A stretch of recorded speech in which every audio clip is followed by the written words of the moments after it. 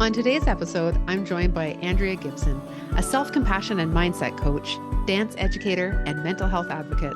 She is the creator and founder of Unconditional, the self-love movement where she helps women reconnect to their wants and needs and enjoy life again by falling in love with themselves through spiritual and self-care practices.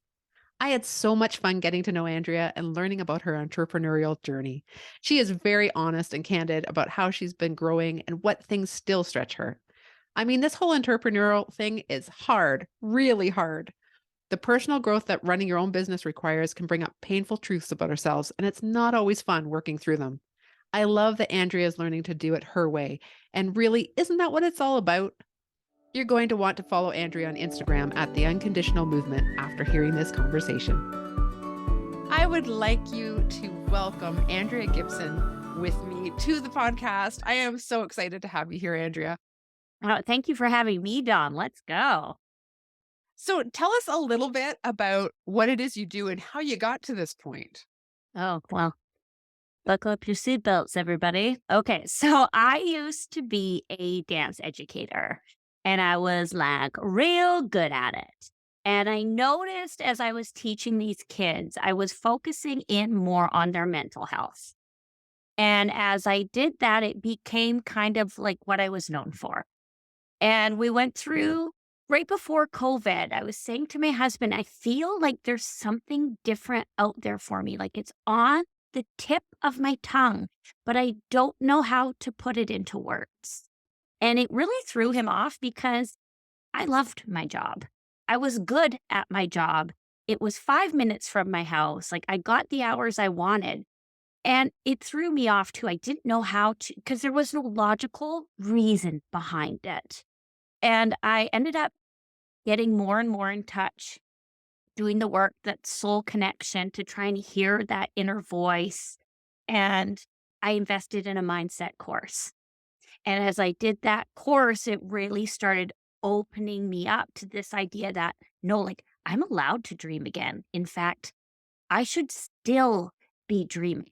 Like in my mind, originally, I had this thing where at 18, if you didn't know what you were doing, like your life just kind of stopped, right? You went to school or you didn't. You had a family or you didn't. But there wasn't like, ooh, what else could I do? Right. So that mindset course really opened me. And so I started the unconditional movement, but I started it for dancers to help mental health in the dance studio because it is needed. And along my journey, I kept being called to work with women and support women. I went through a lot of anxiety and postpartum depression. I had depression before that, which then I kind of laugh at myself like, if you have depression before children, maybe having children might ignite other types of depression. So I did the work. I connected with myself, and I'm like, if I can get here from where I was, I want to help other women do that. But I kept pushing it away like that was too big and scary. And there were a few things that led up to this aha moment of like, why am I waiting? If I'm being called to support women, that's what I'm going to do. I need to take the lead. But I had this, I don't know if you ever go through this, Dawn, where you also still feel like a little girl. Like if I go through the border and they ask me where I live, I full on, I'm like, I just live like off of there. If you just drive 5 minutes, like, there's nothing wrong with me. There is nothing in my car. I feel like I'm 7 again. So it really took a reckoning of like finding myself and my worth to be able to then show up and support other adults. And that's now what I do. That's why I'm here. It's following those baby steps for me. Okay, you've touched on so many awesome things just in your own story. I'm really excited. I mean, this month, what we're focusing on is self-care and women entrepreneurs, but the idea of self-care. And I love a few points that you said. One, that you recognized there was something more that you were being called to do, but you didn't know what it was. Because I think it's common that there's there's something I need. There's a purpose I'm not quite at, but I know it's there. I love that you were willing to dig and look inside and listen to your intuition, because often we just don't. If it's not Mm-hmm. logical and rational, we don't. And I love the whole idea of this being something where it's a part of a journey and a process that you had to go through, from taking the mindset course to, starting to recognize, okay, this is what I want to do. And then I need to do this to feel good about me actually being the one who teaches it. So much in this. But what I'm thinking right now, and that what I'm really curious about, is women who are listening to this that are entrepreneurs and know that they're maybe not quite where they want to be, like they're heading there, or they know there's something bigger. When you have that feeling like there's a dream and you didn't know what the dream was, where did you start looking? Where did you start trying to track those steps to find the dream? Oh, that's a good question. The reason the mindset course helped is because it helped me understand my limiting beliefs. So if you haven't started doing that work, I really suggest you start there. What is mindset? What is a limiting belief? How am I getting in my own way? Right? So that was the beginning of the process for me. And really, it's been so much about allowing the unfolding. Actually, my word of the year this year is allow. Like where I am right now in my journey, 3 years ago, I would have had no idea. This wasn't an original dream of mine. And that is why I know it's something I've been called to do, because I never would have said, well, one day I'm going to teach self love and self care to women, because I didn't know what the hell that was. Like, I didn't understand it. And it was almost like the more I show up for me and I look at my shadow side, my triggers, my needs, what's missing here, that's when I step more into my purpose.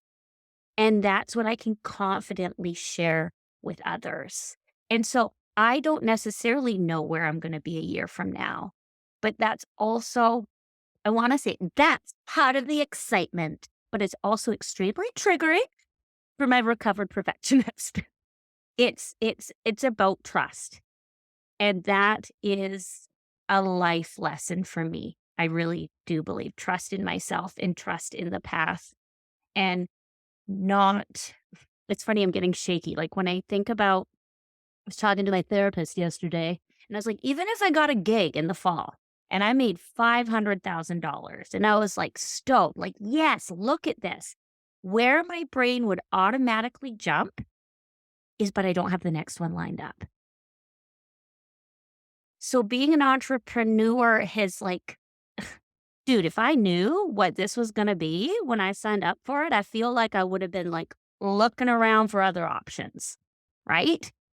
But it is teaching me how to be me and do it my way. And so that's constantly evolving and changing. I just made a post the other day and it was like, I guess I'm breaking the mold, because the way I've been told to be an entrepreneur and the way I've seen it done and my limiting beliefs around it does not work for me. For the months of July, August, and September, we are focusing on being a woman entrepreneur. I know personally that along my journey, there have been some amazing coaches who have helped me figure out exactly what I wanted to do and how I wanted it to look and feel. Sometimes the overwhelm was crazy, and I needed that outside view to help simplify what I needed to focus on and to keep me accountable. My favorite thing about working with a coach is that I get more done in less time. Whether it is learning to manage my time, having step-by-step actions to complete a goal, or having someone to help me overcome limiting beliefs and mindset blocks, the coaches I have worked with have been a huge part of my success. Maybe you're looking for a coach or are curious if it's something you need. Because I believe so highly in helping women on their journey, I want to offer you something special. Each month, from July through September, I'm offering 30-minute strategy calls for free to the first 6 women who book a call with me. Each month, 6 new spots will open, and I hope you will take advantage of this time to get clear on where you are and where you want to go. I love learning about the women in my community, and I'm looking forward to hearing about what you want to create. Book your call by clicking on the link in the show notes, or go to my podcast page on my website, pursueprogress.com/podcast. These 6 spots are first come, first serve, so don't wait. Now, back to the podcast. I love that you're saying this. I think this is really common, that we feel like we have to do it how we're being told, or we're taking some course or some program and we're becoming a mini me of the teacher of that course or program.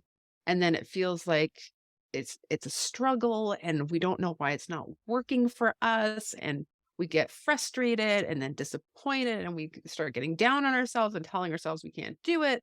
And you're right. Like, we are all very different in what feels good to us, in what Mhm. we enjoy doing, what parts of business we enjoy doing, how we do our business, what time of the day we enjoy doing it. So that you discovered that and realized, like, I'm taking ownership and I'm doing it how I want to do it. That's huge. And it's kind of a cha-cha-cha, 2 steps forward, 3 steps back, try again, right? But this is where my growth has gotten me to in the last month. Like, okay, but why am I here? And I'm reading this book right now called Conversations with God. And there's this quote in it about, am I here to live my life or am I here to make a living? Mm. Well, and that really resonated with me. No, I want to live my life. I want to be happy now. I want to enjoy where I am now. What am I chasing?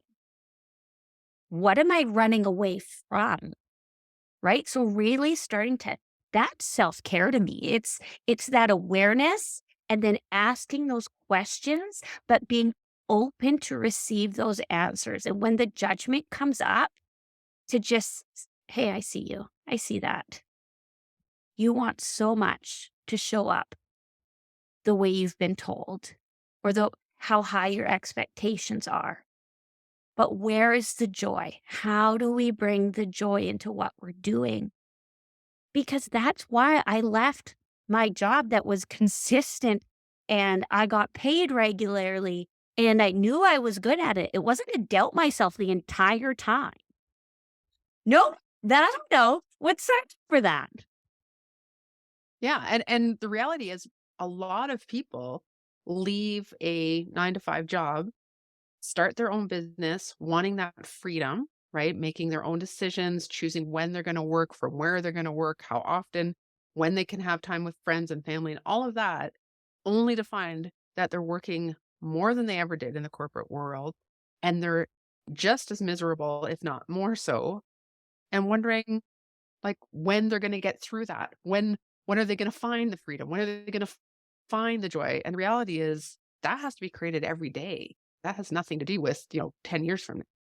It's your patterns follow you wherever you go. And I feel becoming an entrepreneur you're so much more vulnerable. So the blessing in that is it's easier to see those patterns because we have nowhere else to point. Like, I want to say it's your fault, but I'm the only one working here. There's nobody to blame but you. So I have a question for you because of how your business runs.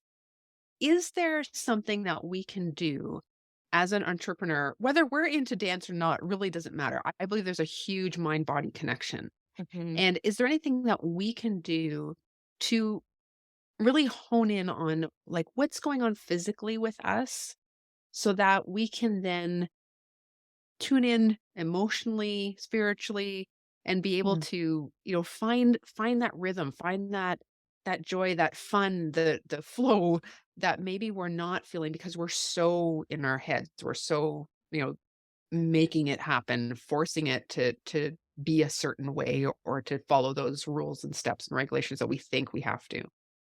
Oh, good question. Something that I preach is my morning meetings. And what that is it's 10 minutes alone outside with my cup of coffee, no phone, no children. And and what I do in that 10 minutes is I check in with my body. Where am I at today? How am I feeling? What do I need? And it's not about the answer. People get really hung up on that. What it is about is the practice of asking the questions. because then you're going to be surprised what comes up. And I always ask for one word. What's my one word? And lately, I've been getting mildly frustrated because my one word continues to be slow. And the next morning I go to my meeting and I go, what? And it right away, it's like slow. I'm like, I want a better word. You got productive for me. You got ease. You got money, money, money. Like, what's my word today? Slow. And so my practice is, even when it's a word that I don't necessarily want, because I logically, well, slow, that means like the opposite of success. Like, that's where my limiting belief is. This is what it's teaching me. And taking that, the reason I say 10 minutes is because I used to really struggle with a time scarcity mindset. And so when I knew I could set my timer and the day would not be able to run away from me, it gave me the opportunity to do that check-in.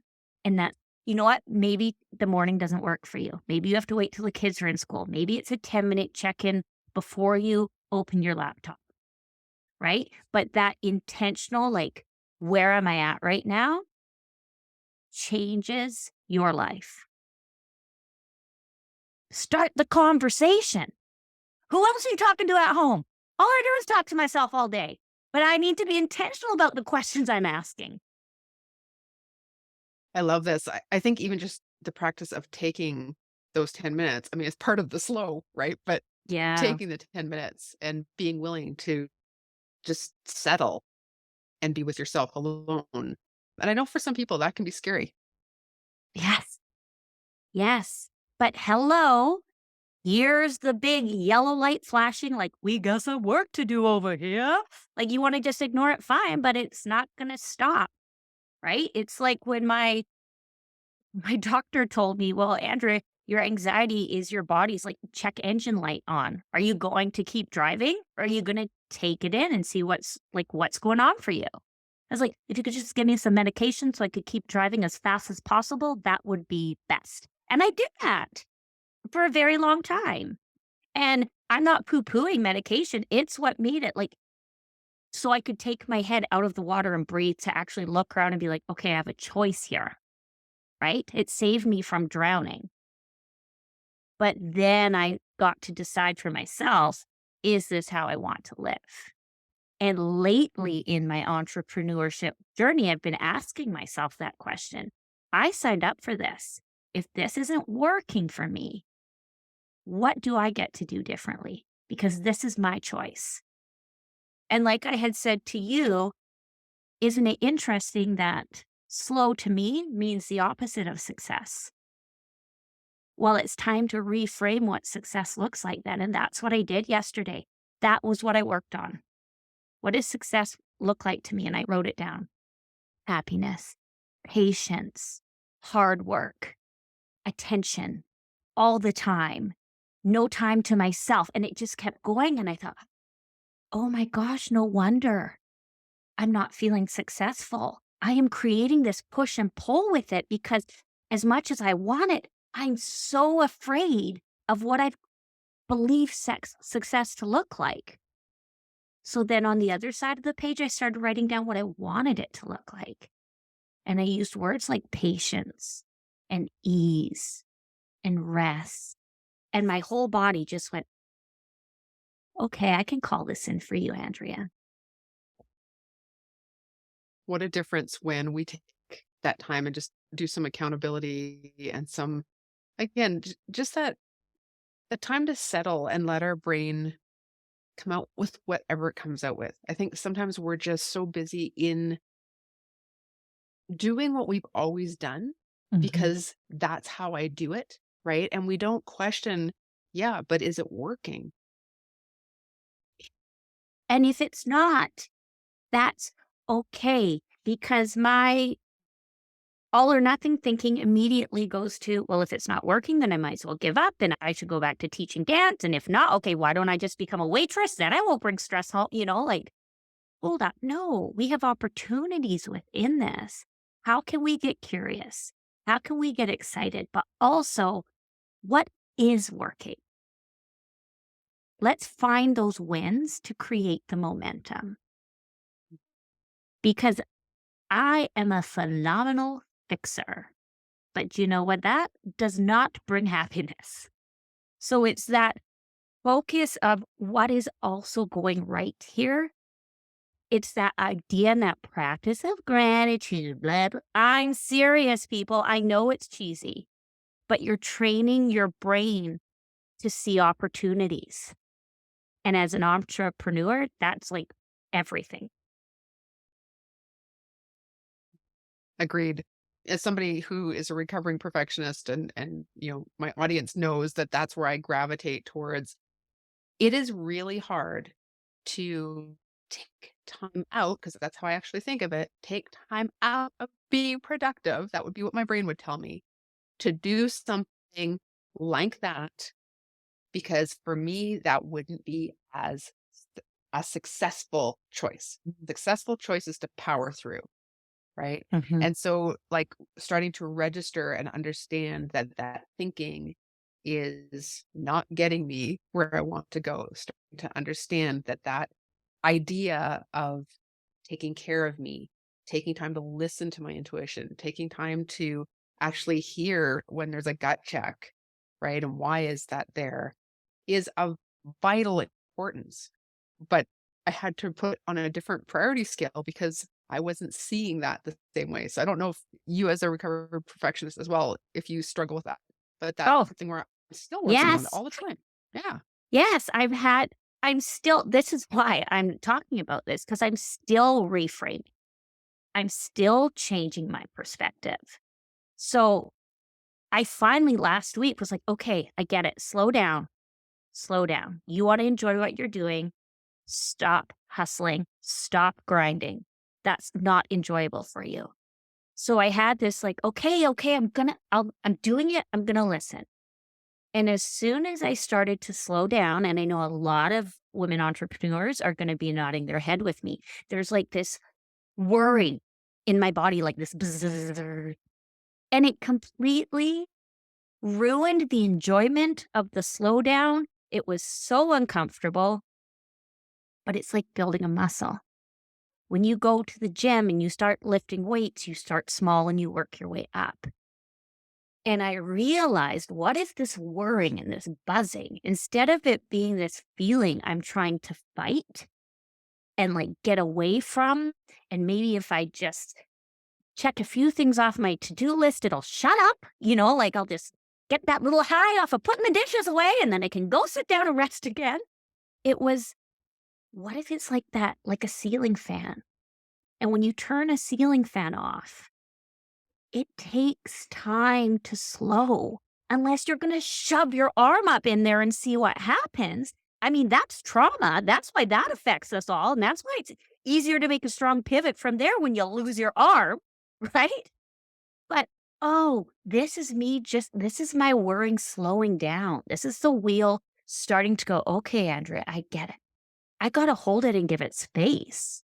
Why? See how that all or nothing mentality right away was like, well, slowing down doesn't work. I've given it approximately 5.5 minutes. Let's reframe. This is so true. You're speaking to me totally. Hmm. Oh, that's funny. I would love to hear a little bit about what is it that you are loving as a female entrepreneur right now about where you are in your business. What are you loving? I'm loving how much it's showing me about who I am and what I'm made of. I'm loving the opportunities and the way I get to choose how to show up. And I say love because originally I didn't like that. I like, this is when I start, this is when I stop, these are my breaks. That didn't work. But I'm loving the growth it's it's forcing me to have because now that I've been in it for a few years, I get to look and see, oh, that's why that happened. That's why I was uncomfortable there. That's why I wanted to burn out in that moment. And this reframe again about, but I get to show up for my kids when I want to. I get to make this work for me. I can choose to take that call or that meeting, or I can bump it to the week after. It's allowing me to take accountability for my own happiness in my life. But again, Dawn, in the beginning, I did not love that. I just felt lost and like running in circles. This has all been the last month for me of okay, if we're going to slow down, how can we do it and feel successful? Like to me, that one of the words I wrote, success feels strong. So last night when I wanted to cancel my yoga class, I'm like, but how does yoga make you feel? When you leave yoga, how do you feel? As strong. That's success, Andrea. So I'm going to follow that. And if I hadn't hit that wall and had to work through that and sat with myself yesterday, I wouldn't be able to piece those puzzle pieces together. So it really is creating this soul connected picture for me to see everything that I'm made of and what's important and who and how I want to show up. I love that you can see, like, even in going to a yoga class, when you know what you want that success to look like you literally can follow the breadcrumbs and you can say no to the things that don't. And Yeah. that makes it so much easier to feel good in your skin, like in the right place. Yeah. And it's forcing me in the most beautiful way, sometimes kind of annoying and frustrating, but to connect with my intuition and my gut. It really is. Because if I'm in my purpose and on my path and I'm still unhappy, slow down and listen. I'm missing something here. And there we go with breaking the mold again. I don't have to be an entrepreneur like her or him. What if it takes 2 years for my business to take off instead of 6 months? What if because I slow down, I can hear my voice louder? That little whisper of my intuition gets loud enough that I pick up that phone or I reach out to that person. And all of a sudden, I have that quantum leap because I took time to listen. So, one question I ask everybody that comes on the podcast is, which one of the three P's do you tend to gravitate towards? People pleasing, perfectionism, or procrastination? Okay, first of all, I was like, please tell me you're going to tell me what the P's are. You don't expect me to know the P's. That's really unfair to have to choose one because I call myself a recovered people pleaser, a recovered perfectionist, and the procrastination comes in to save me from my perfectionism. Like, well, if we just put it off, I would say the one that I'm learning to accept and build a relationship with right now is that procrastination. Because the people pleasing and the perfectionism was strongly there before the entrepreneurship. And when I didn't have someone giving me a deadline or breathing down my neck that little bit to motivate me, that's when the procrastination came up and really actually shook me to the core of it, like scared me. And when I listened to Mel Robbins talk about procrastination and how it's just trying to save you, it reminded me of the inner critic. And that's what I teach to women: self-compassion, self-love, and creating a relationship with your inner critic. And so that's what I've been trying to do with my procrastination. Hey there, little fella. I see you. You're nervous. You think this thing that should take 20 minutes, I'm going to put 4 hours into, and it's still not going to feel good enough. I get it. But why don't we just start?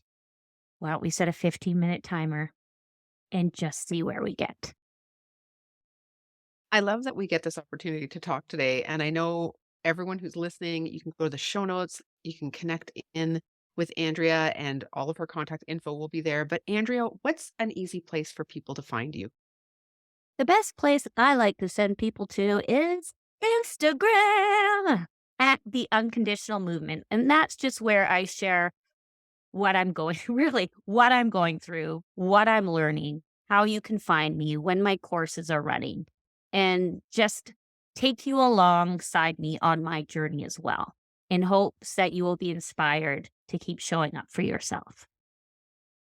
Thank you so much for sharing, and not just sharing, but actually sharing what you're dealing with too, because I think Mm. sometimes we look at other entrepreneurs and we think they've got it all together and don't realize we're all working through things all the Yeah, time. every time. And when I'm not working through this, I'm working through that. But that's the process of evolving. So bring it on. I love it. Thank you so much for joining me today. Thank you, Dawn.